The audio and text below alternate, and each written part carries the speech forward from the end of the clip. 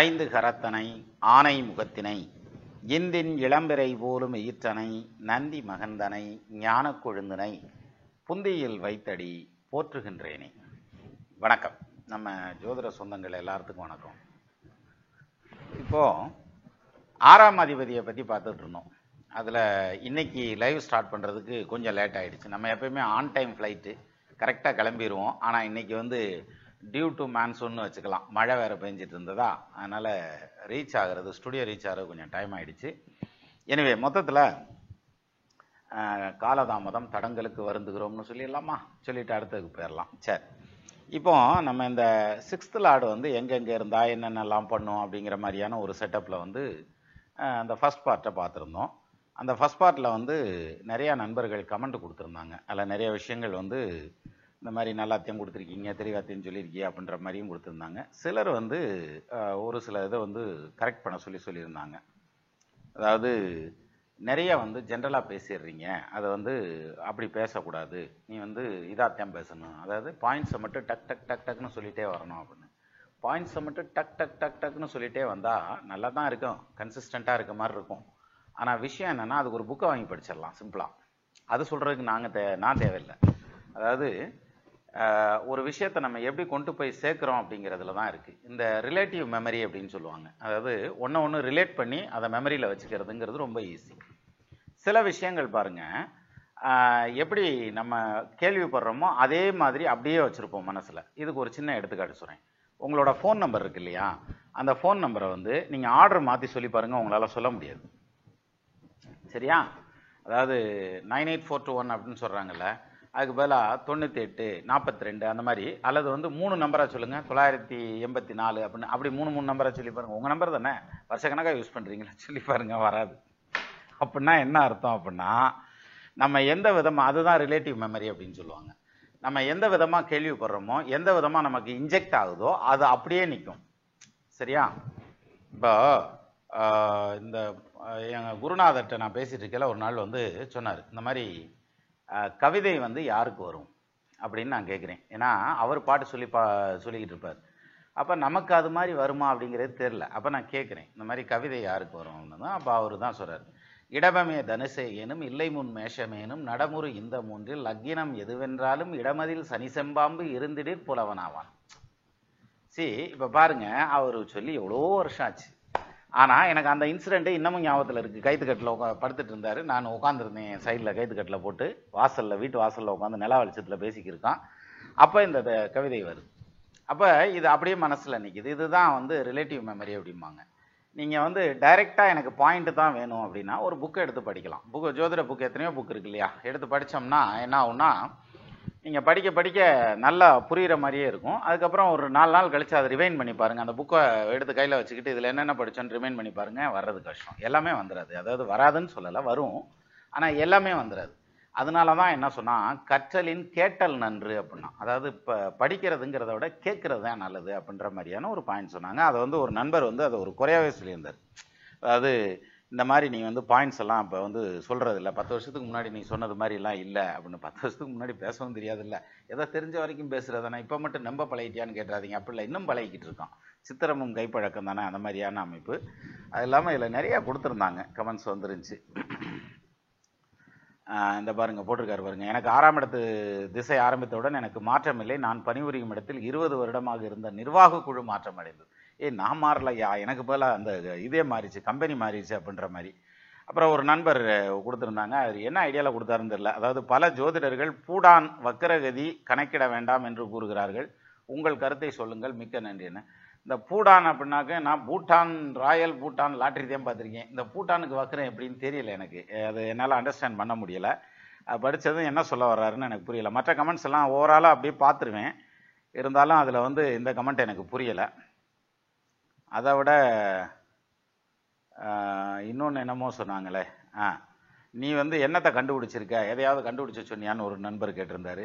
நான் கண்டுபிடிக்கிறதுக்கு எதுவும் இல்லை. நம்ம நான் இதை பண்ணினேன் அப்படின்னு சொல்லி நான் சொல்கிறதுங்கிறத விட நம்ம என்ன பண்ணணும் அப்படிங்கிறத பயன் பெற்றவர்கள் சொல்லணும், அதுதான் முறை அப்படின்னு நான் நினைக்கிறேன். அந்த வகையில் நான் என்ன பண்ணியிருக்கேன்னு நீங்களே பாருங்களேன், பார்த்தா தெரியும்ல. வட்டி இல்லை, பாண்டு பத்திரம் இல்லை, மலை மேலே உச்சியில் கடனுக்கான எல்லாம் வரிசையாக வருவாங்க, அதுதான் உலகம் அப்படின்னு ஒரு நண்பர் கொடுத்துருந்தார். இந்த இதில் கொடுத்துருக்காரு பாருங்க.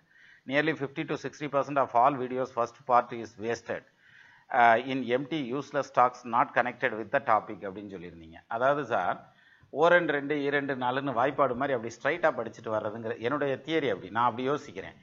அப்படி படிச்சுட்டு வர்றதுங்கிறது நான் முதலே சொன்ன மாதிரி திருப்பி மறந்துட்டே வந்துடும். ஆனால் ஏதாவது ஒன்னோட ரிலேட் பண்ணி அதை மனசில் வச்சிட்டோம்னா அது அப்படியே நிற்கும் அப்படிங்கிற அந்த ஒரு பாயிண்ட் தான் இதில் எனக்கு தெரிஞ்சது. நான் அதில் போகிறேன். அது சரியா என்னங்கிறத நீங்கள் இன்னைக்கு கமெண்ட்டில் கூட சொல்லுங்கள்.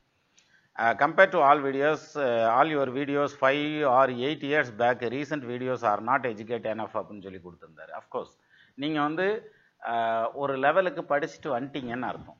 அதில் இன்னொரு நண்பர் கொடுத்துருந்தாரு, நீ பேசுகிறது ஒரு முடிவும் எடுக்க முடியலையே ஐயா அப்படின்னு சொல்லி ரொம்ப குழப்பமாக இருக்குது, நீ ரொம்ப குழப்புற அப்படிங்கிற மாதிரியான ஒரு பாயிண்ட் சொல்லியிருந்தார், கமெண்ட் சொல்லியிருந்தார். அந்த கமெண்ட் கிடைக்கல. ஆக்சுவலி என்னென்னா, இப்போ அல்ஜீப்ரா வந்து நம்ம பழகுறோன்னு வச்சுக்கோங்களேன். அல்ஜீப்ரா வந்து நமக்கு புரியாது. எடுத்ததுமே டக்குன்னு புரிஞ்சிருமா? a+b² டக்குன்னு புரிஞ்சிருதா என்ன? புரியாது. அப்போ புரியலை அப்படின்னதுமே, நமக்கு புரியலைங்கிறதுக்காக அல்ஜீப்ரா தப்பு கிடையாது, அல்ஜீப்ரா கரெக்டு தான். ஆனால் நமக்கு புரியலை அப்படிங்கிறதுனா என்ன அர்த்தம்? நம்ம திருப்பி அதை போட்டு பார்த்தா தான் அந்த கால்குலேஷன் வந்து சேரும் இல்லையா? அது மாதிரி நேற்று அந்த கொடுத்த வீடியோஸ்லாம் வந்து பார்த்தீங்கன்னா, 6ஆம் இடத்து அதிபதி 2ஆம் இடத்துல இருக்கார் அப்படின்னா அவர் நெகட்டிவாக என்ன செய்வார், பாசிட்டிவாக என்ன செய்வார், ரெண்டையுமே கொடுத்துருந்தேன் நான். அப்போது இந்த இடத்துல ஒருத்தருக்கு வந்து பாசிட்டிவாக வேலை செய்யும், இன்னொருத்தருக்கு நெகட்டிவாக வேலை செய்யும். நீங்கள் பாருங்கள், இப்போது பாசிட்டிவாக வேலை செய்யுது அப்படின்னு சொல்கிறோன்னு வச்சுக்கோங்களேன். அவர் வந்து அந்த பாசிட்டிவாக வேலை செய்யுதுன்னு சொல்கிறோம்னா, இன்னொருத்தர் வந்து நெகட்டிவாக வேலை செய்யும்னு ஆர்கியூ பண்ணுறதுக்கு வழி உண்டு. பட் ஆனால் அது உண்மைதான், நெகட்டிவாகவும் வேலை செய்யும். அப்போ இந்த 2 கருத்தையும் எடுத்து காமிச்சிட்டோம்னா, அதாவது இது வந்து 10 ரூபா சரக்கு, இது 50 ரூபா சரக்கு, இது ரெண்டையுமே பாருங்கள், இதில் உனக்கு எது பிடிச்சிருக்கு, அல்லது வந்து உங்களால் எது எடுக்க முடியுது, அல்லது எது நமக்கு புரியுது, அதை ஈஸியாக எடுத்துகிட்டு போயிடலாம்ல. இப்போ இதை இன்னொரு எக்ஸாம்பிளில் சொல்லலாம். சர்ச்சைக்குரிய ஒரு எக்ஸாம்பிள் இருக்குது. அதாவது வாக்கிய பஞ்சாங்க கணிதமே கரெக்டு அப்படின்னு ஒரு சாரர், திருக்கணித பஞ்சாங்க கணிதமே கரெக்டு அப்படின்னு இன்னொரு சாரர். இப்போ பாருங்க, இந்த வாக்கியம் கரெக்டுன்னு சொல்கிறவங்களையும் எடுத்துக்கங்க, திருக்கணிதம் கரெக்டுன்னு சொல்கிறவங்களையும் எடுத்துக்கங்க. 2 விஷயம் சொல்லி, ஒன்று என்னென்னா, இவங்களுக்கு வாக்கிய பஞ்சாங்கம் கணிக்க தெரியாது, இந்த பக்கம் இருக்கிறவங்களுக்கு திருக்கணித பஞ்சாங்கம் கணிக்க தெரியாது.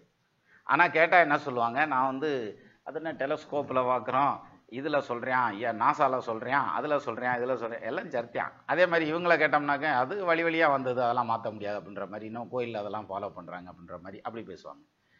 சார், பஞ்சாங்கம் கணிக்கிறத கூட விட்டுருங்க சார், வேண்டாம். இந்த 2 குரூப்பாக பிரிஞ்சு நிற்கிறாங்கல்ல, இவங்க 2 பேரும் அவங்களுடைய ஜாதகத்தை, நான் சொல்கிறது கிளைண்ட்டோட ஜாதகத்தையே சொல்லலை, அவங்களுடைய பர்சனல் ஜாதகத்தை ஷட்வர்க்க பலன், அஷ்டவர்க்க பலன், இது அந்த முழுமையான ஜாதகம்னு சொல்கிறோம் இல்லையா, அது மாதிரியான விதத்தில் அவங்களே கணிச்சிருக்காங்களான்னு கேட்டு பாருங்க, கணிச்சிருக்க மாட்டாங்க. சரியா? இப்போ எனக்கு அஷ்டவர்க்கம் கணிக்க தெரியும் அப்படிம்பாரு ஒருத்தர், எங்க ஷட்வர்க்கம் போடுங்கன்னா தெரியாது. சரி, ஷட்வர்க்கம் எனக்கு தெரியும் அப்படிம்பாரு, எங்க அஷ்டவர்க்கத்தை போடுங்கன்னா தெரியாது. சரி, திருக்கணித பஞ்சாங்கத்தில் தான் நான் வந்து எமினென்ட் அப்படிங்கிறாருன்னு வச்சுங்களேன். அவரை கூப்பிட்டு அவர் கையில் எபிமெரிஸை கொடுத்து டேபிள்ஸ் ஆஃப் பாவாஸை கையில் கொடுத்து எங்கள் லக்னம் கணிங்கன்னு சொன்னோம்னா கணிக்க முடியாது. சரியா? நான் எல்லாத்தாலையும் முடியாதுன்னு சொல்லலை, ஒரு சிலர் கணிப்பாங்க, ரொம்ப லீஸ்ட் பர்சன்டேஜ். அதே மாதிரி இந்த பக்கம் எடுத்துக்கோங்க. இப்போ வாக்கிய பஞ்சாங்க கணிதமே ரொம்ப அருகிருச்சு. அப்போது எனக்கு அஷ்டவர்க்கம் போட தெரியும் அப்படிம்பார் ஒருத்தர், நான் பஞ்சாங்கத்திலேருந்து எடுத்து பரல்லாம் கரெக்டாக போட்டுருக்கேன் அப்படின்பாரு. சரி, பரல் கரெக்டாக போடுறீங்கல்ல, அப்போ வந்து இதனை திரிகோண சோதனை, ஏகாதிபத்திய சோதனை, ராசி குணக்காரம், கிரக குணக்காரம், சுத்த பிண்டம், சோத்திய பிண்டம், குணசமூகம், ஏக சமூகம், தினகண்டம், இந்த ஐட்டத்தை வந்து இந்த அஷ்டவர்க்கத்தில் கால்குலேட் பண்ணுங்க அப்படின்னம்னா அது வராது. அவங்க ஜாதகத்துக்கு போட்டிருக்காங்களான்னு பாருங்க. சும்மா நம்ம வெளியிலலாம் யார்ட்டையும் சொல்ல வேண்டாம், நம்மளே மனசில் கேட்டுக்கோங்க, போட்டிருக்கீங்களா நீங்கள் அப்படின்னு பாருங்க. இல்லை. சரி, போட முடியுமான்னு பாருங்க. நான் படித்தேன்னா போட்டுருவேன்னு சொல்லுவீங்க. ஆனால் நிச்சயமாக படித்தா போட்டுடலாம், எல்லாரும் தானே போடலாம். பட் நம்மளுடைய கால்குலேஷன் பவர் இவ்வளோ தான் இருக்குது. ஆனால் இது தவறு, அது தவறு அப்படின்னு சொல்லி ஆர்கியூ பண்ணுவோம் நம்ம. அப்படின்னா என்ன அர்த்தம்னா, நமக்கு அறிஞ்ச விஷயங்கள் சரியானது அப்படிங்கிற மாதிரியான விஷயத்தில் நம்ம ஸ்ட்ராங்காக இருப்போம். ஆனால் அது தவறாகவும் இருக்கலாம், தவறான புரிதலாகவும் இருக்கலாம் அப்படிங்கிறதுக்கு நிறையா வரலாற்றில், அறிவியலில், இது மாதிரி நிறைய விஷயங்களில் எடுத்துக்காட்டு இருக்கு. ஏன்னா லைட்டிங் தியரியை பற்றி சொல்கிறப்ப, ஒரு காலத்தில் லைட்டு வந்து ஒரு மாதிரி அதனால் ஒளி பரவுறதுங்கிறது வந்து ஒரு பவராக வருது அப்படிங்கிற மாதிரி ஒரு சொன்னாங்க. அதை ஃபோட்டான்ஸுக்கு நிறை இருக்குது அப்படின்னாங்க, வெயிட் இருக்குது அப்படின்னாங்க. அப்போது ஃபோட்டான் வெயிட்டாக இருந்ததுன்னா சூரிய வெளிச்சம் அடிக்கலை, வெயில் வந்து நம்ம வெயில் அடிக்குதுன்னு சொல்கிறோம்ல, நேராகவே குச்சி எடுத்து அடித்த மாதிரி அடித்து காலி பண்ணிவிடும் வெயிலில் போனோம்னா, அந்த அளவுக்கு காயமாயிரும் உடம்புல. அப்போது அந்த ஃபோட்டானுக்கு நிறைய இருக்குன்னு எடுத்துக்கிறதா இல்லைன்னு எடுத்துக்கிறதா. அதே மாதிரி ஈத்தரை பாருங்கள், ஈத்தருக்கு எக்ஸ்பிளனேஷன் கொடுக்க சொல்லுங்கள், ஒன்றும் கொடுக்க முடியாது. அது காற்று இருக்கிற இடத்துல இருக்கும், இல்லாத இடத்துல இருக்கும், பிரபஞ்சத்தில் இருக்கும், எல்லா பக்கமும் இருக்கும்ட்டு போயிருவான் சிம்பிளா. சரி, அதில் எப்படிப்பா பரவுது? அதுக்கு எக்ஸ் கதிர்கள்னு ஒன்று பேர் வச்சாங்க பாருங்க, அந்த ஸ்டைலில் ஒன்று வச்சுக்கிற வேண்டியதான். அப்படி தான் இருக்குமே தவிர, ஸோ இது எல்லாமே வந்து மாறுதலுக்கு உட்பட்ட விஷயங்கள் அப்படிங்கிறதுனால அந்த மாதிரி நான் வந்து என்னுடைய சைடை வந்து ஜஸ்டிஃபை பண்ணலை.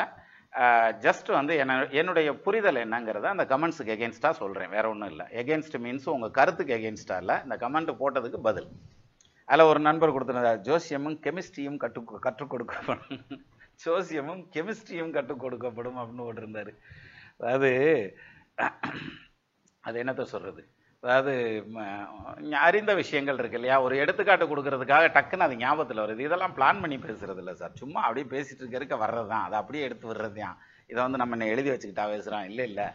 அதே மாதிரி இன்னொரு நண்பர் கொடுத்திருந்தார், அரியோடு கௌமான் ஒன்றாய், அரி என்றால் புதன் அல் சூரி அப்படின்னு போட்டிருந்தார். அரி அப்படின்னா புதன் இல்லை சூரியன் அவர் சொல்லியிருந்தார். ஆக்சுவலாக அந்த பாடலை வந்து தவறாக புரிஞ்சிட்டு இருக்கீங்கன்னு நான் நினைக்கிறேன் சார். எப்படின்னு சொல்கிறேன், அரியோடு பௌமன் ஒன்றாய் அப்படின்னாக்க, அரினா ஹரிநாராயண பெருமாள்ங்கிறது யாரை சொல்கிறோம், சூரிய நாராயணன் யாரை சொல்கிறோமோ அவரை சொல்கிறோம். அப்போ அரி அப்படின்றது அந்த இடத்துல வந்து சூரியனை குறிக்கிறது. அரியோடு பௌமன், பௌமன்னா பூமிகாரகன்னு சொல்லக்கூடிய செவ்வாய். அப்போ அரியோடு பௌமன் ஒன்றாய் அப்படின்னா சூரியனோடு செவ்வாய் ஒன்றாய், அரியோடு பௌமன் ஒன்றாய் அரை. சரி, அப்போ சூரியனும் செவ்வாயும் சேர்ந்துருக்கிறதுங்கிறதுக்கான நெகட்டிவ் ஆன்சரு, அது பாசிட்டிவ் ஏதோ ஒன்று சொல்கிறோம். இப்போ இந்த கவி எழுதுறாங்க இல்லையா, அந்த கவி எழுதுறதுல நம்ம அதை அசை பிரித்து படிக்கிறதுல இந்த மாதிரி மிஸ்டேக் வர்றதுக்கு நிறைய சான்சஸ் உண்டு. அப்போ என்னுடைய புரிதல் வந்து இதுதான், இது சரியாங்கிறத நீங்கள் இதையும் சொல்லணும். ஒன்றாச்சா. ரெண்டாவது, நமக்கு வந்து அந்த கவிதைகள் எழுதியிருக்காங்க இல்லையா, அது நம்ம கவிதையை படிக்க படிக்க படிக்க நமக்கு அதில் ஆழங்கால் பட்டுக்கிட்டே போக போக ரொம்ப ஆச்சரியமாக இருக்கும் சார். தமிழ் வந்து அவ்வளோ இனிமையானது. நான் அதை பேசணுன்னா ரொம்ப நேரம் பேசுவேன், அதனால் ஏற்கனவே நம்ம கதை அடிக்கிறான் யா அப்படின்றாங்களா, அதனால அடுத்ததுக்கு போவோம். ஸோ இதில் வந்து இதில் ஒரு நண்பர் கொடுத்துருந்தாரு, ஆமாம் 10 minutes வேஸ்ட் அப்படிங்கிற மாதிரியான ஒரு பாயிண்ட் கொடுத்துருந்தாரு.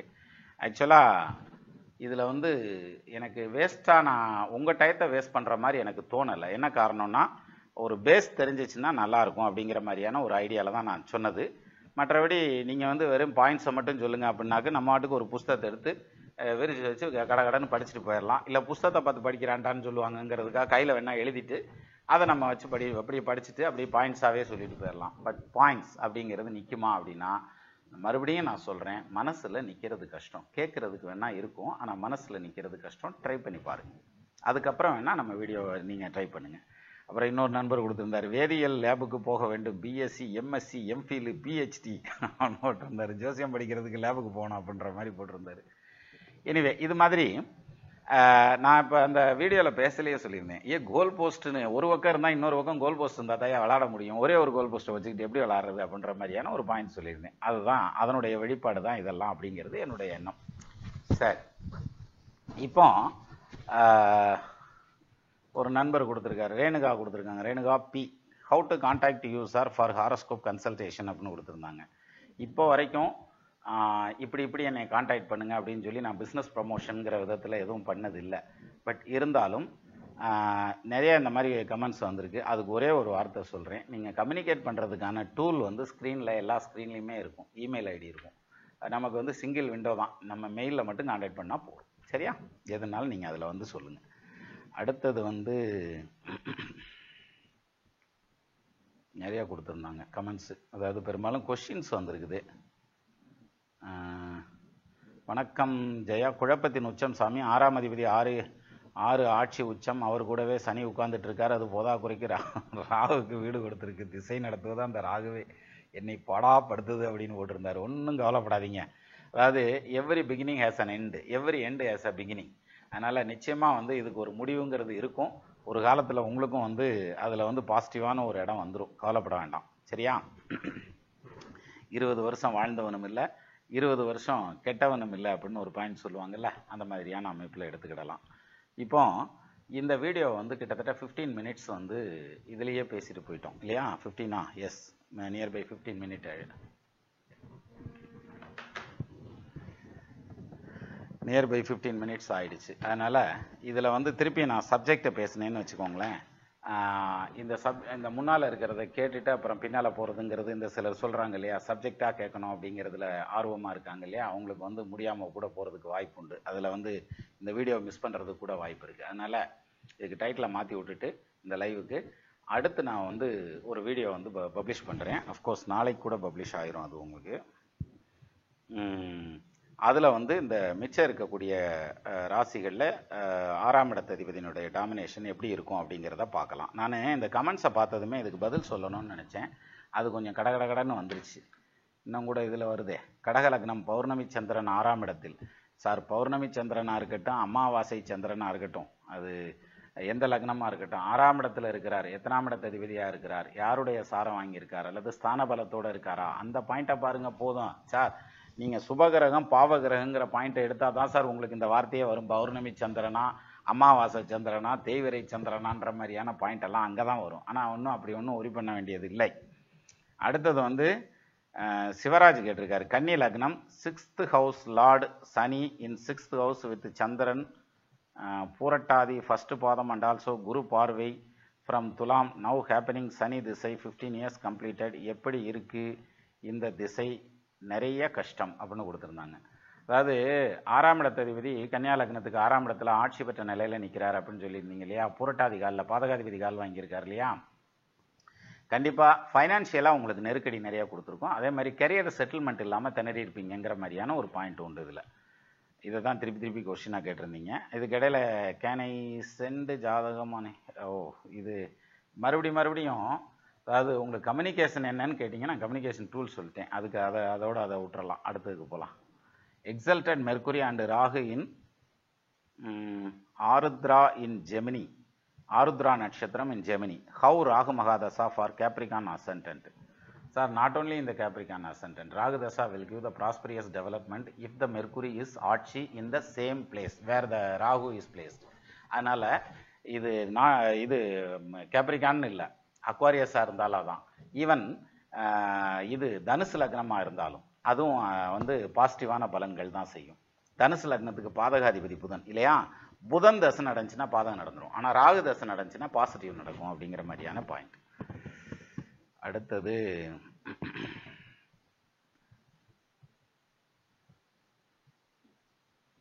ஆறாம் இடத்ததிபதி 10ல் நீசம். Very good. ஜாபில் போய் உட்காந்துருந்தாக்க நல்லா ஜாப் அமையணுங்கிற மாதிரியான அமைப்பு உண்டு. வேலை செய்கிற இடத்துல நல்ல பேர் போக்குவரத்து எல்லாம் வாங்குவீங்க. Renuka madam, all questions will be answered through email only. So please contact through email, don't use for chatting, ரைட்டா? அடுத்தது வந்து 6th அதிபதி 10ல் நீசம் சொல்லிட்டேன். சார், 6th பிளேஸ் சுக்கிரன் எப்படி இருக்கும் சார்? நவ் சுக்கிர திசை கோயிங். என்ன லக்னம்னு இருக்குல்ல சார், அந்த பாயிண்ட் இருக்குல்ல. அப்புறம் சுக்கிரன் ஸ்தான பலத்தோடு இருக்காரா அப்படிங்கிறது. சார், மோரோவர் நீங்கள் நம்ம வீடியோ பார்த்தீங்கன்னா நீங்களே கணிக்க முடியுமே சார், ஏன் கன்ஃபியூஸ் ஆகிக்கிறீங்க? கொஞ்சம் ஸ்ட்ரெயின் பண்ணிங்கன்னா நீங்களே கணிச்சு எடுத்துடலாம், பலன் எடுத்துடலாம். அதனால தான் இந்த குழப்பமாக இருக்கிறதுங்கிறதுலாம் கமெண்ட் போடுறாங்கல்ல, அதனால போடுறது தான். இப்போ நான் பலன் சொல்கிறதுன்னு வச்சுக்கோங்களேன், இது இப்படி இருந்தால் அப்படி இருந்தால் இப்படின்னு பலன் சொல்லிட்டு போயிடலாம். ஆனால் இது எப்படி கணிக்கிறது, அதை எப்படி கால்குலேட் பண்ணுறது அப்படிங்கிற how to construct the prediction அப்படிங்கிற மாதிரியான ஸ்டைலில் போகிறதுங்கிறதுனால தான் வந்து கொஞ்சம் இன்டெப்த்தாக போகணும் அப்படிங்கிற மாதிரியான அமைப்பு. அஃப்கோர்ஸ் புரியலைன்னு வச்சுக்கோங்களேன், நீங்கள் திருப்பியும் ஒரு புக்கு புரியலைனாக்க மறுபடியும் படிப்போம். ஓஷோ புக்ஸ் எல்லாம் படித்து பாருங்கள். ஒரு தடவை படித்தா புரியாது, மறு தடவை படித்தா தான் ஏதாவது புரியும். அப்போது இதே மாதிரி தான் இது இருக்கும். திருமூலர் புக்கெல்லாம் பார்த்தீங்கன்னா ஒரு 10 வாட்டி படிச்சிங்கன்னா 10 விதமான ஆன்சர்ஸ் கிடைக்கும், நமக்கு 10 விதமான ஐடியாஸ் கிடைக்கும். சரியா? புவியனுக்கு அழகாய் ஆண்ட உருள் தந்து சவியுற தெளிந்து தன்னென்று நின்ற ஒழுக்கம் கிடந்த கோதாவரியை வீரர் கண்டார்னு ஒரு கம்பர் எழுதுவார் ஒரு கவியில். அந்த மாதிரி ஒவ்வொரு தடவை படிக்கலையும் ஒவ்வொரு விதமான அர்த்தங்கள் வந்துக்கிட்டே இருக்கும். அஃப்கோர்ஸ் இன்றைக்கி வந்து கந்தர அனுபூதி பண்ணலான்னு நினச்சது மறுபடியும் ஏதாவது ஒரு விதத்தில் பிரேக் வந்துருச்சு. அதில் அதே மாதிரி தான் ஒரு வேர்டுக்கு 3-4 விதமான அர்த்தம் இருக்குது. இன்றைக்கி அந்த பாடல் எடுத்திருந்தேன், பட் சொல்ல முடியல. சார் வணக்கம், 6ஆம் அதிபதி சுக்கிரன் லக்னத்தில் பலன் சொல்லுங்கள் சார். சுக்கிர தசை நடக்குது அப்படிங்கிற பட்சத்தில் அந்த சுக்கிரன் வக்ரமாக இருந்ததுனாக்கும் பாசிட்டிவான பலன். வக்ரம் ஆகலை அப்படிங்கிற பட்சத்தில் ஃபேமிலியில் இஷ்யூ வர்றதுக்கான வாய்ப்பு உண்டு, இது நெகட்டிவில். அதே இது வந்து பாசிட்டிவில் வந்ததுனாக்கா வெளிநாட்டு வருமானம் வர்றதுங்கிறது, அல்லது வந்து வெளியூரில் போய் சம்பாதிக்கிறதுங்கிற மாதிரியான பாயிண்ட்டு அப்படி வந்து பாசிட்டிவாக நிறைய பேசும். ஸோ 6ஆம் பாவாதிபதி லக்னத்தில் இருக்கிறது கண்டிப்பாக கெடுத்துப்படும்னு அர்த்தம் இல்லை, அது நல்லாவும் இருக்கும் அப்படிங்கிறது தான் அதில் பாயிண்ட். இருங்க, அடுத்து இப்போ போட்டிருக்க கமெண்ட்டையும் படிச்சுக்கிருக்கேன். அதாவது சரிபா, ரக்ஷான் சரிபாவா, அடுத்த குழந்தை உள்ளதான்னு ஜோசியம் கேட்டிருக்கீங்கம்மா. இது ஜாதகத்தை கணிச்சு சொல்கிறது, சண்டே லைவில் கேளுங்க. Nalini Murugan 6th lord in 5th house. 6th lord in 5th ஹவுஸ்னாக்கா மோரோவர் 6ஆம் இடத்ததிபதி தசை நடந்துச்சுன்னா they will be migrated from பூர்வீகம் to some other new places அப்படிங்கிற மாதிரியான ஒரு பாயிண்ட் எடுத்துக்கிடலாம். அடுத்தது புதன் இன் 6th பிளேஸ் வக்ரம் வித் சுக்ரன் வக்ரம். ஹவு வில் பி புதன் திசை துலா லக்னம் குரு நீசம் இன் மகரம் அப்படின்னு கொடுத்துருந்தீங்க. துலா லக்னத்துக்கு புதன் வந்து 6ஆம் பாவத்தில் வக்ரம் வித் சுக்ரன் வக்ரம் அப்படின்னு போட்டிருந்தீங்க. ஹவு வில் பி த புதன் திசை துலா லக்னம். புதன் தசை நல்லா இருக்குமேம்மா, 12க்கு அதிபதி 6ல் போய் வக்ரம் ஆகலாமே, தப்பு இல்லையே. கெட்டவன் கெட்டிடில் கிட்டிடும் ராஜயோகம்ல என்ன தகப்பனாருக்கு தான் கொஞ்சம் தொல்லை பண்ணும். Health wise in terms of health or finance அந்த மாதிரி தொல்லை பண்ணுறதுக்கு வாய்ப்பு உண்டு. வணக்கம் குருவே, 6ஆம் அதிபதி நீசமானால் கெட்டவன் கெட்டிடில் கிட்டிடும் ராஜயோகம் என்று எடுத்துக்கொள்ளலாமா, அல்லது 6ஆம் அதிபதி 6ல் ஆட்சியாவது யோகமா? இது ரெண்டுல எது யோகம்? இப்படி கேட்கணும் கொஸ்டின். இது கொஸ்டின். 6க்கு அதிபதி 6ஆம் இடத்துல ஆட்சியா இருந்ததுன்னா அது யோகமா, நீசமா இருந்ததுன்னா அது யோகமா அப்படிங்கிறது. இப்போ ஆட்சியா இருந்து அது யோகம் கொடுக்குற விதத்துல ஆட்சியா இருந்ததுனால், அதாவது யோகம் கொடுக்குற விதத்துல ஆட்சிங்கிறது வந்து வக்ரமாகாம ஆட்சியா இருக்குன்னு வச்சுக்கோங்களேன். அப்படி ஆட்சியா இருந்ததுன்னா அவங்களுக்கு வந்து சொந்த தொழில் பண்ணி அதில் வின் பண்ணுறதுக்கான அமைப்பு ரொம்ப ஸ்ட்ராங்காக இருக்கும் 6th லார்டுக்கு. அதே இது இருக்குன்னு வச்சுக்கோங்களேன், அதாவது நீசமாக இருக்காருன்னு வச்சுக்கோங்களேன், அவங்க வந்து வேலைக்கு போய் அந்த வேலையில் உத்தியோகத்தில் நல்ல பேர் புகழ் அந்தஸ்து கௌரவம். இப்போ சிலர் வந்து பார்த்தீங்கன்னாக்கா சாதாரணமாக ஒரு கிளர்க் வேலைக்கு போயிட்டு இருப்பாங்க, சிலர் வந்து சாஃப்ட்வேர் ஐடி இண்டஸ்ட்ரியில் இருக்கேன், நான் கோடிங் அடிச்சுக்கிட்டு இருக்கேன், டெஸ்டிங்கில் இருக்கேன் அப்படிலாம் சொல்லுவாங்க இல்லையா, நெட்வொர்க் இன்ஜினியரிங்கில் இருக்கேன் அப்படிலாம் சொல்லுவாங்க. அதே சிலர் என்ன பண்ணுவாங்கன்னா நான் டைரக்டராக இருக்கேன், வைஸ் பிரசிடெண்டாக இருக்கேன் அப்படின்னு வரும். அப்போ அந்த பொசிஷன்லாம் வரையில் இந்த 6க்கு அதிபதி வீக்காக இருந்தால் தான் வரும். 6க்கு அதிபதி ஆட்சியாக இருந்ததுன்னா ஸ்டார்ட் அப் கம்பெனின்னு போயிடுவாங்க. ஸோ இதுவும் யோகம் செய்யும், அதுவும் யோகம் செய்யும். சரியா? அடுத்தது வந்து திருப்பியும் ஜாதகம் தான் கேட்டிருந்தாங்க. சண்டே லைவ் எப்போ சார்? போன தடவை சண்டேல தான் பண்ணிட்டோம்ல, இன்னும் வர சண்டேல பண்ணிடுவோம். அதனால என்ன இருக்குது, வர சண்டேல தீபாவளி வருதா, சரி பார்க்கலாம். தீபாவளி அன்னைக்கு நல்ல வார்த்தையாகவே இது எப்போவுமே. 6ஆம் அதிபதி எந்த நிலையிலும் 7ஆம் இடத்துடன் தொடர்புடைய போது 6ஆம் அதிபதி நட்சத்திர காலில் அமர்ந்த கிரகமும் 6ஆம் அதிபதி தொடர்புடைந்த கிரகமும் தீமை செய்கிறது ஐயா, இதற்கு விதிவிலக்கை பற்றி அப்படின்னு கொடுத்துருந்தீங்க. அதாவது 6ஆம் அதிபதி எந்த நிலையிலும் 7ஆம் இடத்துடன் தொடர்புடைய போது அப்படின்னு கொடுத்துருந்தீங்க. 6th லார்டு இந்த 7th ஹவுஸ் அப்படின்னு எடுத்துக்கிட்டா அது நெகட்டிவாக உட்காந்துருந்துச்சுன்னா, நெகட்டிவ் மீன்ஸ் இந்த சென்ஸ் வந்து அந்த ஸ்தானாதிபதி உச்சமாகிறார், லக்னத்துக்கு 7ஆம் பாவத்தில் 6க்கு அதிபதி உட்காந்துருக்கார், வீடு கொடுத்தவர் வந்து உச்சமாகிறார், அல்லது கால் கொடுத்தவர் ஆட்சி ஆகிறார் உச்சமாகிறார், அல்லது கேந்திர திரிகோணங்களில் உட்காந்துருக்கார், பவர்ஃபுல்லாக இருக்கார் அப்படின்னா there will be a lot of misunderstanding between husband and wife. அதே மாதிரி அவங்களுக்கு இடையில இன்டிமேட் அண்டர்ஸ்டாண்டிங் அப்படிங்கிறதுல ப்ராப்ளம் வரும், அல்லது அவங்க தொழிலுக்காக உத்தியோகத்துக்காக பிரிஞ்சு சேர வேண்டியது வரும் அப்படிங்கிற மாதிரியான பாயிண்ட் உண்டு. ஒரு சிலருக்கு வந்து லீகல் பிரிவினை எல்லாம் கூட வரும் அதில். இது வந்து நெகட்டிவ் பெர்ஸ்பெக்டிவ்.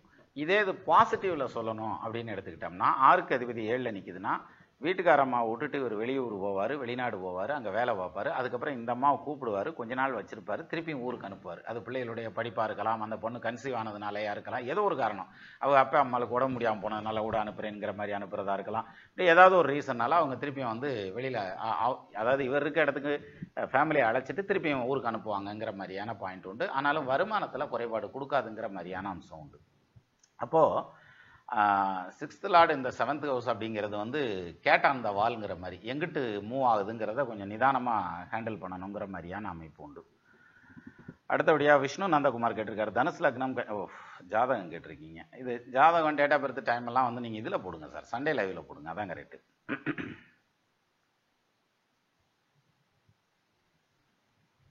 சிம்ம லக்னம் 6ஆம் 7ஆம் இடத்து அதிபதி பரிவர்த்தனையாகி 7ஆம் இடத்தில் இருக்கிறார், 2ஆம் இடத்து அதிபதி சாரம், சனி திசை நடக்கிறது, இடமாற்றம் ஏற்படுமா? சர்வ நிச்சயமாக ஏற்படும், மாற்று கருத்தே கிடையாது. இடமாற்றம் உறுதியாக ஏற்படும், கவலையே விடாதீங்க. அதுவும் whether it is positive or negative, அப்படி ஒரு பாயிண்ட் இருக்குல்ல, பாசிட்டிவாக இடமாற்றம் வருமா நெகட்டிவாக வருமா? பாசிட்டிவாக வரும்.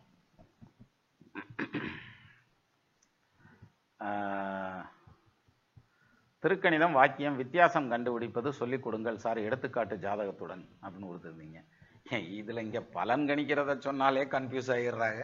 இதில் 2 கான்ட்ராவர்சியான டாப்பிக்கை ஒன்று சேர்க்குறப்ப நான் நிஜமாலுமே சொல்கிறேன் சார், நல்ல எக்ஸ்பீரியன்ஸ் வர்றப்ப, ஹைலி எக்ஸ்பீரியன்ஸ் ஆகுறப்ப வந்து 2 ஜாதகத்தையும் 2 பஞ்சாங்கத்தையும் பேலன்ஸ் பண்ண தெரியும். வந்து ஒரே சார்பாக நிற்காமல் 2ஐயும் பேலன்ஸ் பண்ணி கண்டிப்பாக கொண்டு போக தெரியும். ஆனால் எனக்கு தெரியும் சொல்ல, அனுபவப்பட்டவங்க எல்லாத்துக்கும் அந்த இது தெரியும், எப்படி பேலன்ஸ் பண்ணி கொண்டு போகிறதுங்கிறது.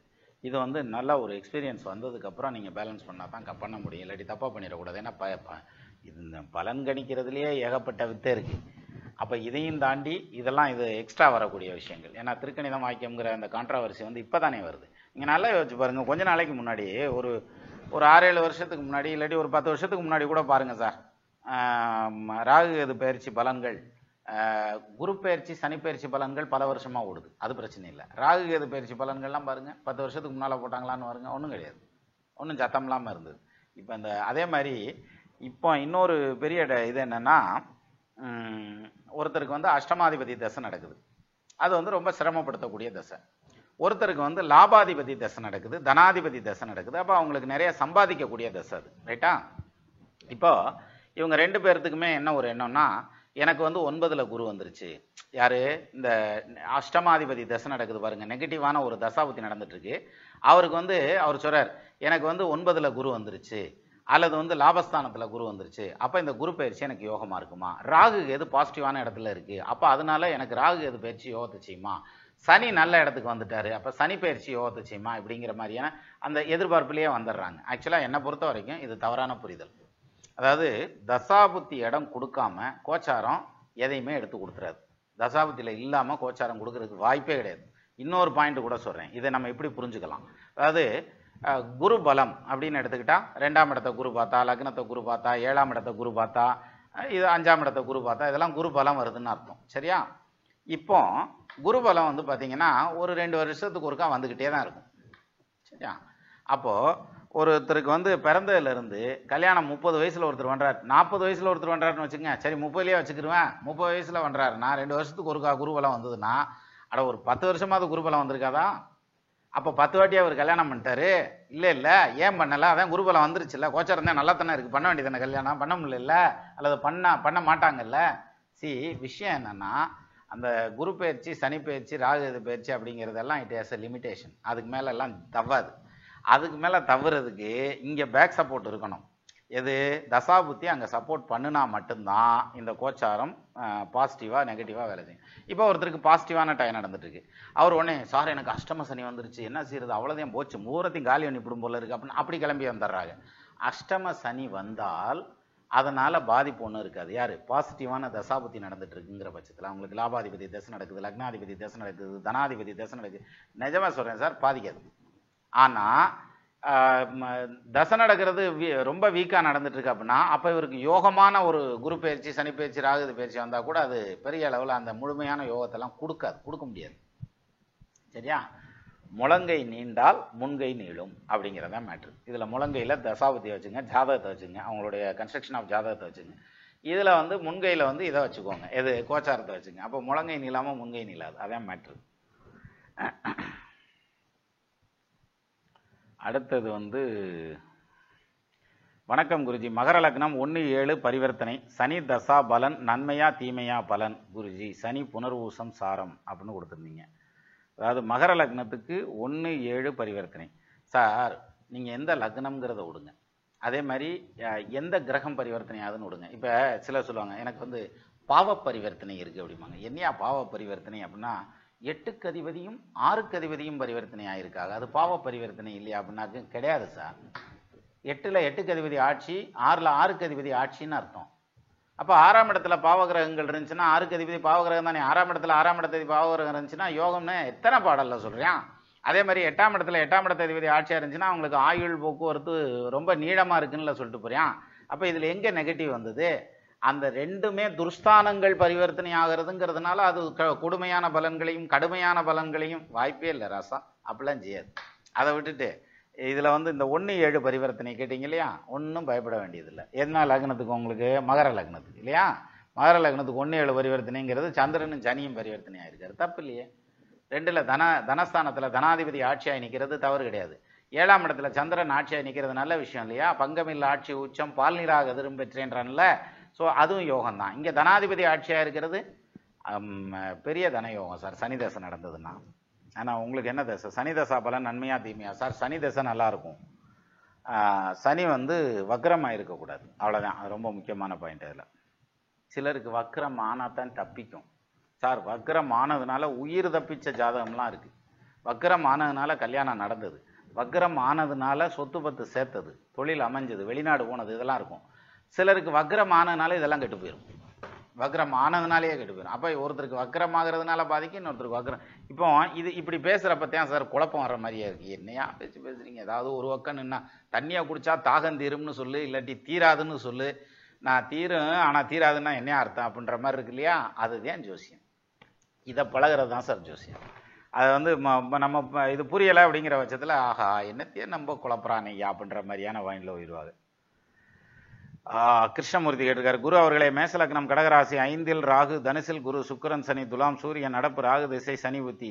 ரொம்ப தூரம்லாம் யோசிக்க வேண்டியதில்லை சார். ராகு திசை சனி புத்தி தொழிலில் வந்து ஃப்ரஸ்ட்ரேஷன் ஆகும் சார், உங்களுக்கு கரியர் வந்து ஃப்ரஸ்ட்ரேட்டட் ஆகும், அதுக்கப்புறம் சரியாக போயிடும்.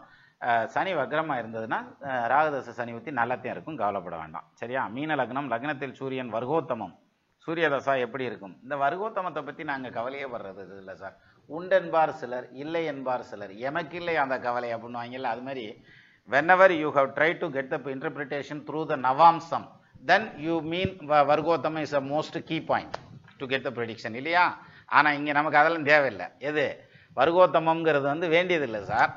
நீங்கள் வர்க்கோத்தமத்துக்கு பதிலாக அது என்ன நட்சத்திர காலில் இருக்குன்னு எடுத்துங்க. நம்ம தான் ராசி சக்கரத்துக்குள்ளேயே தானே சுற்றுவோம், சிங்கிள் சக்கரத்தை வச்சே பலன் எடுக்கணும் சார். அதான் சார் திறமை. நீங்கள் 16 சக்கரத்தை வச்சுக்கிட்டு பலன் எடுக்கிறதுங்கிறத விட ஒரு சக்கரத்தை வச்சு பலன் எடுத்து பாருங்க. நம்ம நண்பர்கள் எல்லாருமே, ஏன் நம்ம மெம்பர்ஸில் இருக்கவங்களா, ஏன் நிறைய பேர் ஃபாலோவர்ஸ் இருக்கவங்க எல்லாத்தையும் பாருங்க, சிங்கிள் சக்கரத்திலே பலன் எடுத்துருவாங்க. அப்போ வர்க்கோத்தமம் அப்படிங்கிறது சூரியன் ஸ்ட்ராங்காக இருக்காருன்னு அர்த்தம் சார். த சேம் வே நீங்கள் அதனுடைய நட்சத்திர காலை எடுத்து அந்த இது நட்சத்திர அதிபதியும் அந்த வீடு கொடுத்தவனையும் பாருங்கள், ஸ்ட்ராங்காக இருக்கும். சூரியன் ஸ்ட்ராங்காக தான் இருப்பார்.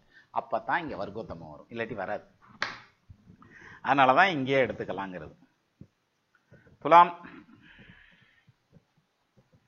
துலாம் லக்னம், 6ஆம் அதிபதி குரு வக்ரம். துலா லக்னத்துக்கு சரி, கேது 10ல் உச்சம். கேது 10ல் உச்சமா? துலா லக்னத்துக்கு 10ல் உச்சமா? சரி, குரு திசை எப்படி இருக்கும் அப்படின்னு கேட்டிருக்காரு. இங்கே கேது எங்கே இருந்து சார் வந்தார், எதுக்கு வந்தாருன்னு தெரியல, வந்துட்டார்.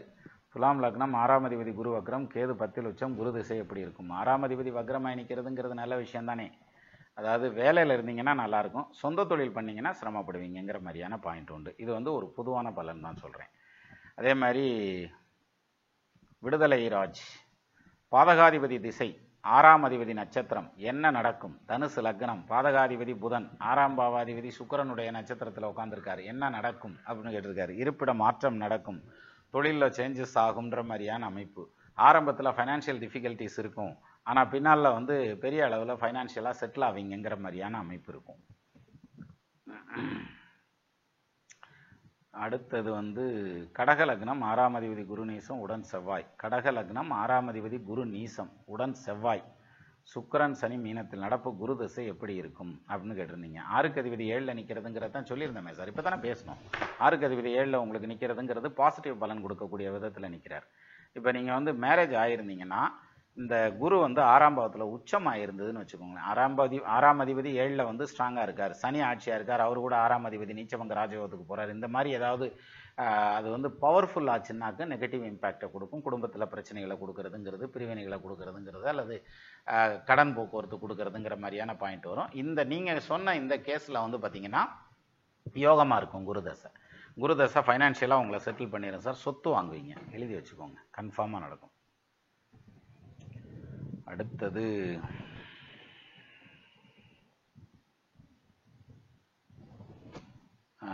ஐயா, மிகுந்த கவலையில் உள்ளேன். கவலைப்படுறதுனால கஷ்டம் தீந்துரும்னு வைங்களேன். நாங்கள் எல்லாரும் சேர்ந்து கூட செத்தவிடம் கவலைப்படுறோம் சார். நீங்கள் வந்து எப்படியாவது கஷ்டத்திலிருந்து வெளியில் வந்தால் சரி, சரியா? ஆண்டாண்டு காலம் அழுது புரண்டாலும் மாண்டார் மீள்வரோ, அதே மாதிரி கர்மான்னு இருந்துச்சுன்னா அதை அனுபவிச்சுதான் தீர்த்தாகணும்னு எத்தனையோ எடுத்துக்காட்டுகள் சொல்கிறாங்க புராணங்களில். கடக லக்னாதிபதி 6ஆம் இடத்தில் கேது. கடக லக்னாதிபதி 6ஆம் இடத்தில் கேது சாரத்தில் உள்ளார். ஓ ரைட்டு, மூல நட்சத்திரத்தில் உட்காந்துருக்காரா? தசை எப்படி இருக்கும் அப்படின்னு கேட்டிருக்கீங்க. இப்போ நீங்கள் இந்த லக்னாதிபதி வந்து 6ஆம் பாவத்தில் போய் உட்காந்துருக்காருல, தனுசு ராசி, நீங்கள் மூல நட்சத்திரத்தில் உட்காந்துருக்காரு. இப்போ இந்த சந்திர தசை என்ன செய்யும் அப்படிங்கிறதான் உங்கள் கேள்வி. இதுக்கு பதில் யார் சொல்லுவா தெரியுமா? கேது தான் சொல்லுவார், சந்திரன் சொல்ல மாட்டார். நீங்கள் கேதுவை கரெக்டாக கால்குலேட் பண்ணுங்கள். கேது பாசிட்டிவ்னு சொன்னால் அது பாசிட்டிவ் சந்திர தசை, கேது நெகட்டிவ்னு சொன்னாருனாக்கா அது நெகட்டிவ் தான். சத்தானா? இருங்க வரேன்.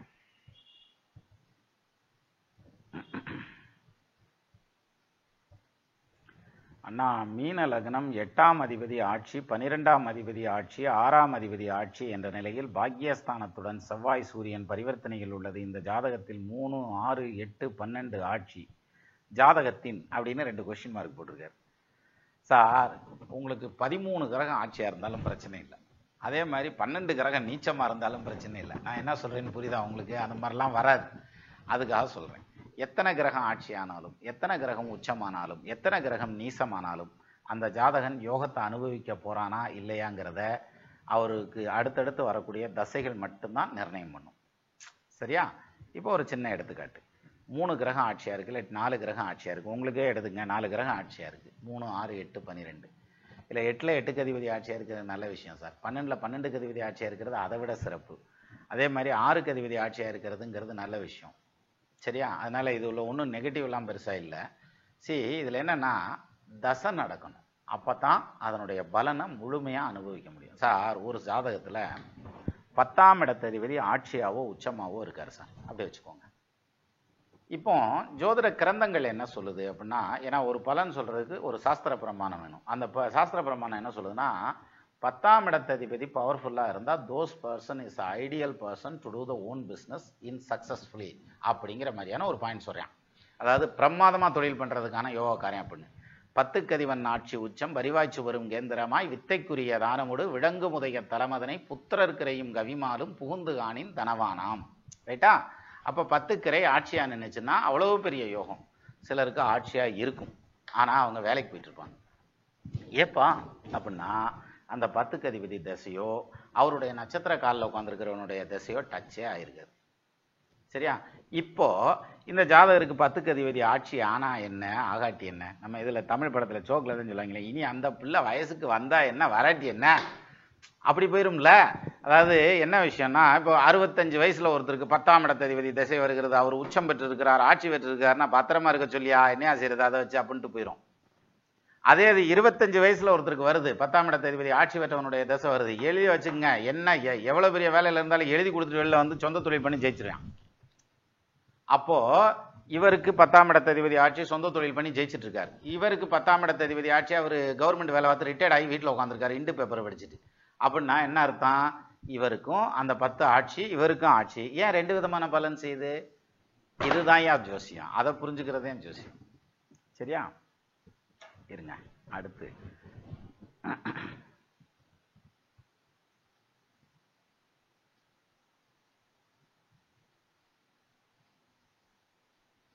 சார், இதில் மேஷ லக்னம் 4 தன்னித்த குரு 2 ராகு சனி சந்திரன் குரு தசா எப்படி இருக்கு சார்? சாக்கா, அதாவது SANQTIன்னு ஐடி கொடுத்துருக்கீங்க, பேர் கூட போடல, தங்கிலீஷில் எழுதிருக்கீங்க சார். தயவு செய்து இங்கிலீஷில் எழுதுங்க, இல்லாட்டி தமிழில் எழுதுங்க. இதை ரெண்டையும் விட்டுட்டு தங்கிலீஷில் எழுதுனா அது ஒரு தேர்ட் லாங்குவேஜ் மாதிரி இருக்குது, நமக்கு படிக்கிறதுக்கு ரொம்ப சிரமம், புரிஞ்சுக்கிறது அதை விட கஷ்டம் சார்.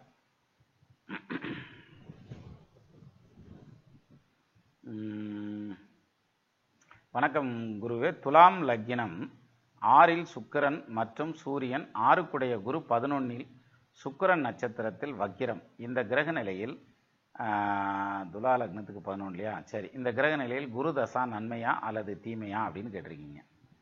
அதாவது குரு தசை நன்மையா தீமையாங்கிறதுக்கு இங்கே சூரியன் பதில் சொல்லிடுறார். ரைட்டா? துலாத்துக்கு 6ல் லக்னம் 6ல் சுக்கிரன் மற்றும் சூரியன், 6க்குடைய குரு 11ல். அப்போ பரிவர்த்தனை வந்துடுது இல்லை சார்? குரு தசை நல்லா இருக்குமே, அது ஒன்றும் பிரச்சனை இல்லை. 6ல் குரு வக்ரமாகிறத பற்றிலாம் ஒன்றும் ப்ராப்ளமே கிடையாது. 6க்கு அதிபதி வக்ரமாகிறத பற்றி பிரச்சனையே கிடையாது. முதல்ல மனசு தைரியம் தான் சார் வேணும். சரியா? இது நடக்குமோ அது நடக்குமா, எங்கே விழுந்துருவோமான்னே நடந்தான்னா வலிக்கு விட்டு விழுந்துருவான். எங்கே அதைத்தான் பார்ப்போமே, விழுந்தாத்தையும் ஒரு வாட்டி எந்திரிச்சுக்கிருவான். அதனால் என்ன அப்படின்ட்டு போனான்னாக்கா ஐம்பாட்டுக்கு போயிடுவான். விழுவும் வேண்டியதில்லை, ஒன்றும் வேண்டியதில்லை. ஐயா ப்ளீஸ் என்னை கொன்றுங்க. 6ஆம் இடத்தில் சூரியன், மெர்க்குரி, கேது, குரு இன் மேஷ லக்னம், சனி இன் 4th, வாட் டு டூ அப்படின்னு கேட்டிருக்காரு. சார் காம்பினேஷன்ஸ் இருக்கிறதெல்லாம் ரைட்டு. இப்போ என்ன தசை நடக்குதோ அதுக்கு தானே சார் பலன். நீங்கள் ஏன் போட்டு கன்ஃபியூஸ் ஆகிக்கிறீங்க? அதாவது ஒரு சிலருக்கு வாழ்க்கை வந்து ரொம்ப எளிமையாக கொண்டு போயிடும், ரொம்ப ஜம்முன்னு போயிட்டு இருக்கும், பெருசாக ஒன்றும் சிரமப்பட மாட்டாங்க. இருக்கும் ஒரு சில சிரமங்கள் இருக்கும், அது ஈஸியாக போயிடும். சிலருக்கு வாழ்க்கை இருக்கிறது ரொம்ப சிக்கலாக இருக்கும் சார். எந்த விதத்தில் தெரியுமா? ரொம்ப சிக்கலாக இருக்கிறது எந்த விதத்தில் தெரியுமா? அந்த ஜாதகத்தை எடுத்து பாருங்க. 1ஆம் பாவாதிபதி, 5ஆம் பாவாதிபதி, 9ஆம் பாவாதிபதி, இந்த 3 விதத்தில் யாராவது ஒருத்தர் பீஸை பிடிங்கி விட்டுருப்பாங்க. 1, 5, 9 கரெக்டாக இருந்தால் மட்டும்தான் அவங்களுடைய லைஃப் வந்து ஸ்மூத்தாக போகும். இல்லாட்டினா ஹடில்ஸாக மட்டும்தான் போகும். அப்படித்தான் இருக்குது. இதில் அடுத்தது கன்னியா லக்னம், லக்னத்தில் சனி. சரி, 6ஆம் அதிபதி குரு, சுக்கிரன், சந்திரன், சனி திசை எப்படி இருக்கும் சார்? இப்போ நீங்கள் கொடுத்துருக்கிறது ஒரே ஒரு பிளானட்டரி பொசிஷன், கேட்டிருக்கிறது ஒரு 4 கிரகத்துக்கு கேட்டிருக்கீங்க. இது எப்படி சார்? பாலும் தெளிதேனும் பருப்பும் பாகும் இவை 4ம் கலந்துனக்கு நான் தருவேன், கோலஞ்சை துங்க கரிமுகத்து தூமணியே நீ எனக்கு சங்கத் தமிழ் 3ம் தா அப்படின்னு ஔவையார் பாடினாங்க. நான் உனக்கு 4 தர்றேன், நீ எனக்கு 3 கொடு. அப்படி பார்த்தா இந்த டீலிங் வந்து உனக்கு தான் லாபம் அப்படின்னு கேட்குற மாதிரி இருக்குது நீங்கள் கேட்குறது. சரி, அதாவது சனி தசை நல்லா இருக்குமா? மீன லக்னம் 6ஆம் அதிபதி இல்லை, இது எங்க போச்சு, அதையும் விட்டுட்டேன். எங்கே இருக்குன்னு தெரியல, தாண்டிப்பதி இங்கே இருக்கா? கன்னியா லக்னம், லக்னத்தில் சனி. சரி, 6க்கு அதிபதி சனின்னு சொல்ல தெரியுதுல்ல சார். 5க்கு அதிபதி சனின்னு ஏன் சொல்ல மாட்டீங்க? 5, 6க்கு அதிபதி சனி லக்னத்தில் அப்படின்னு போடுங்க, அப்போ தானே வந்து அதுக்கு விடிவு தெரியும். சரி, 6க்கு அதிபதி வேலை செய்யுமா, 5க்கு அதிபதி வேலை செய்யுமா? நான் உங்களுக்கு கன்னியா லக்னத்துக்கு சனி லக்னத்தில் இருந்தால் 5க்கு அதிபதி வேலை தான் செய்யும், 6க்கு அதிபதி வேலை செய்யாதியா ஏன்னு கமெண்ட்டில் சொல்லுங்கள் தெரிஞ்சவங்க. குரு, சுக்கிரன், சந்திரன், சனி திசை எப்படி இருக்கும்? சனி திசை நல்லா இருக்கும் சார், கவலைப்பட வேண்டாம். சரியா? எனிகோ இப்போ நம்ம வந்து இதுலேயே 3/4 மணி நேரம் ஓட்டிட்டோம். கமெண்ட்ஸுக்கு பதில் சொல்கிறேங்கிற பேரில். ஆனால் இதில் 4 அடிச்சனா இல்லை 5 அடிச்சனான்னு தெரில. நீங்கள் அதையும் சொல்லுங்கள். இந்த மாதிரி கமெண்ட்ஸில் படித்து பதில் சொல்லலை, அதுவும் போர் அடிக்குது அப்படின்ற பாயிண்ட்டை கூட சொல்லுங்கள், தப்பு இல்லை. அடுத்தது வந்து நம்ம நாளைக்கு விடுமுறை விட்டாகணும். நாளை மறுநாள் வந்து திருப்பி இந்த இதை பார்க்கலாம். அதாவது 6ஆம் அதிபதி மற்ற இடங்களில் இருக்கிறது என்ன செய்யும் அப்படிங்கிறத அடுத்த பார்ட்டை நம்ம அடுத்து பார்ப்போம். இது வந்து கமெண்ட்ஸ் ரிப்ளை வீடியோவாகவே இருக்கட்டும். சரியா? மீண்டும் நம்ம இன்னொரு வீடியோவில் சந்திக்கலாம். நமது நண்பர்கள் ஆள் போல் தழைதழைத்து, அருகது போல் வேரூன்றி, மூங்கில் போல் கிளை கிடைத்து, முதியாமல் வாழ்ந்திருக்க வாழ்கவென வாழ்த்தி அமைகிறேன். வணக்கம்.